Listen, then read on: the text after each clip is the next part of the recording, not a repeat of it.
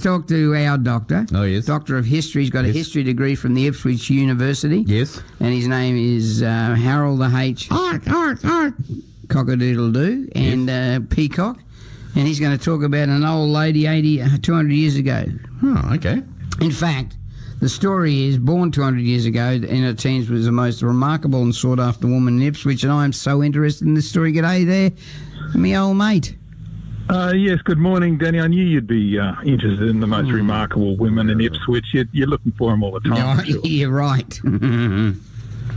But this Sarah, look, she was, 200 years ago this year, so this is her big birthday.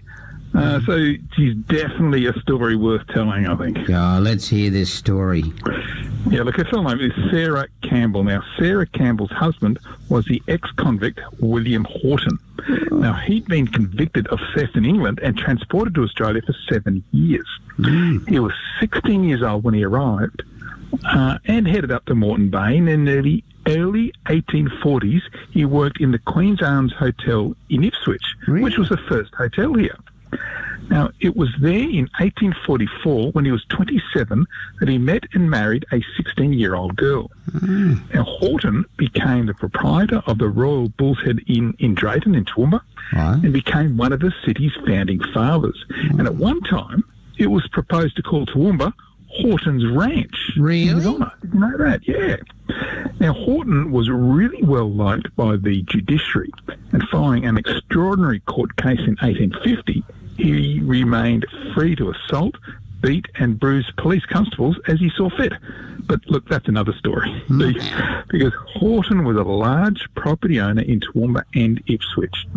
As well as the Royal Bull's Head Hotel in Drayton, he owned 3 hotels in Ipswich, the North Star, the Caledonian and the Clarendon. Now, why I'm telling you this is because that 16-year-old bride is Ipswich's very own Sarah Campbell. Wow.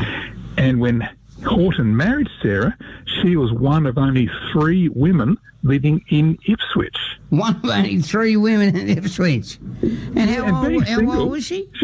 She was 16. Holy snap. 16 and single. So she was clearly the most sought-after woman in town, if not the whole colony. Mind you, back in those days, in Jesus' time, didn't they get married at 12? Oh, look, the age was normal, but one of only 3 women in town and single, she would have been very busy at the dances, wouldn't she? But anyway, look, Sarah and her brother had been witnesses in probably the first wedding performed in Ipswich, and her own marriage to Horton was likely the second one ever. Now, when Horton died in 1864, Sarah inherited everything. But she was stricken with grief, so Sarah herself died the following year, just 5 months later. She was just 39 years old. Wow. Now, while Sarah had been the most sought-after woman in Ipswich, and then no doubt the most desirable widow, her family were equally as remarkable. Sarah's brother, Hugh Campbell Sr., when he arrived in Ipswich in 1842, which that's the same year that the Moreton Bay Penal Colony was opened up to free settlers.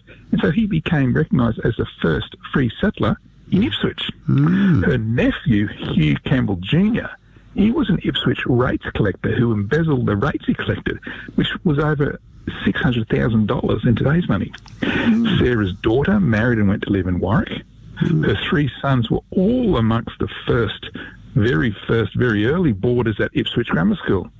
One of Sarah's sons, Thomas, won the coveted German language prize.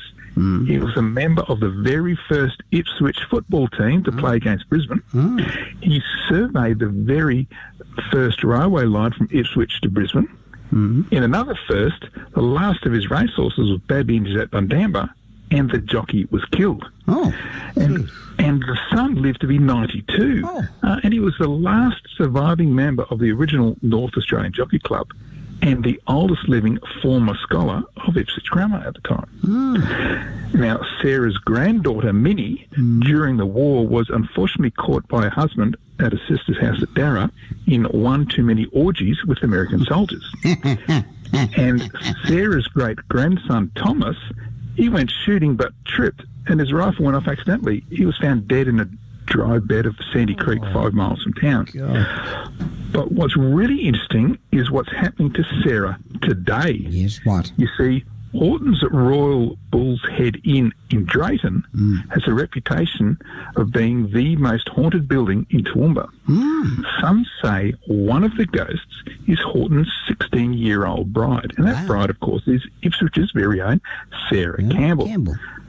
So Danny, go there tonight and you may see the ghost of Sarah said to be wearing her nightdress as she visits her parlour room. But he married a 16-year-old. Was that illegal back then? That was absolutely fine. And you got to think, there wasn't much choice. No, how old was he? Do you know how old? He was 27. Oh. And clearly a very good earner because he went on to become very wealthy. So she did well for herself. What a great story. And I don't know where you pulled that one from. You've been researching 200 years ago in Ipswich. So how do we get to read that and so many other great stories about Ipswich? Yes, you can find history out there on Facebook, Instagram, Twitter and YouTube. And look, please follow me because you get all these stories every week. Or go online to the website, historyouthere.com. You have just been hearing one of the great... Well, he's the doctor. He's got a degree in history, Ipswich history, a doctorate. His name is Harold H. Get on the pace. No, that was to build the excitement, the pause. Peacock on West Bremer Radio. We are live, we're local. It's 27 degrees outside here in the centre of Ipswich at 8:19.